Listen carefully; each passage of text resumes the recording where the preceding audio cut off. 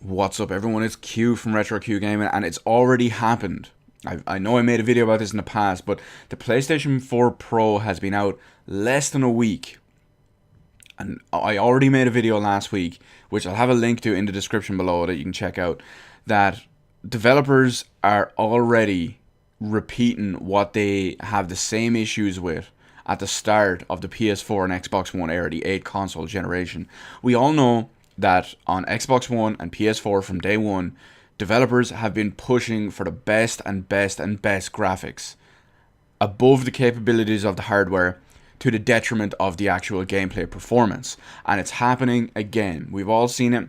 It's happening with The Last of Us Remastered on PS4 Pro. When you play it on the 1080p setting on a Pro, it downsamples from 3200 by 1800p, which will downsample to 1080p. It'll give you technically 60 FPS most of the time, but you get more severe performance drops and more frequent performance drops than you would playing on the base 1080p 60 FPS PS4. Now, the video I made last week, I wanted to see developers not do this. They're already reaching too far, and I wanted to be able to see them to use a bit more common sense, dial back the resolution that it super samples from just a small bit, just to maintain the frame rate. Because don't forget, Sony have said that the PS4 Pro version, no matter what the resolution, has to run at equal or better frame rate than the base PS4 version. So that's already not the case, and the latest guilty culprit is Watch Dogs 2. Now, if you remember in my previous video as well, that I did say that a lot of places out there are already using this in the worst way. They're just going, oh, Watch Dogs 2 runs worse on PS4 Pro than PS4. I know they're not they don't seem to be taking that into consideration, that it is running at a higher. I'm not defending this, by the way. I'm actively against it. So they're using kind of clickbait and misleading titles. They might explain it in the article in depth somewhere. But, I mean, most people just won't see that. So, that's not the point. So, Ubisoft, who can't do anything right, it doesn't surprise me that they're doing it. Now, I'm surprised that it happened from Naughty Dog's front. They seem to have a good track record. While some of their games aren't the best, The Last of Us was great. The performance of the original Last of Us based on the PS3 at the time was absolutely brilliant for PS3 standards. The quality of the port on the base PS4 was fantastic, and from what I'm hearing, the quality of the port on the PS4 Pro isn't great. Even if you play at native 4K on a 4K TV with 30 FPS and HDR, apparently it's nothing special.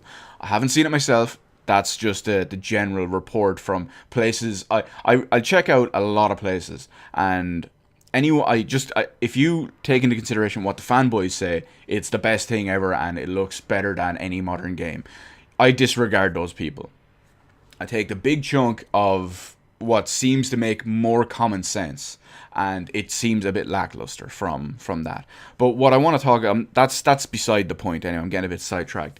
The fact is that now Watch Dogs 2 and Ubisoft have done this. Watch Dogs super samples from 1800p. I'm not sure about the other res. I'm not sure if it's 3200 by 1800 or whatever. But I just noticed it samples from 1800 horizontal line, I can never remember if that's technically horizontal or vertical, because I know the lines themselves are going horizontal, but it technically is like a vertical resolution when you think about it. So I can never remember which one that is. But either way, it's 1800p. So the lines on the left and right side are 1800. There's 1800 of them. And it super samples down to 1080p. But because of that, it drops more frequently under 30 FPS cap and more often under the 30 FPS cap than the base PS4 Pro version. This defeats the purpose of having a more powerful console. If you have why should you just go out and pay €400 or $400 or 8 billion rupees or whatever currency you use and whatever numeric value that it actually is? Why should you go out and buy one of these that's technically I think it's 2.3 times the power of your existing PS4, if your games will run worse? why. It defeats the purpose. Some people will come out and defend it, and they'll say, but the quality is better, the quality is better. You people have been saying graphics don't matter for years. And now you get a PS4 Pro, and you're saying, oh, graphics, graphics, graphics. Gameplay isn't important. Graphics, graphics, graphics. Performance doesn't mean shit. No, it doesn't work that way.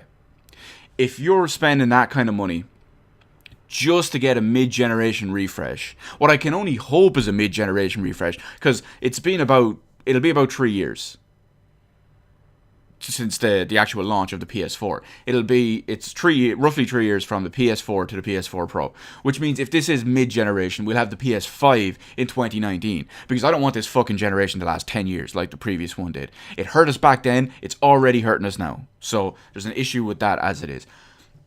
Why would they have these consoles? Why would they expect you to pay an extra €400, $400, whatever, and then give you marginally better graphics at 1080p? Super sampling isn't the best in the world, people. Even I know that. I do it from 4K or almost native 4K. So it's just not worth it.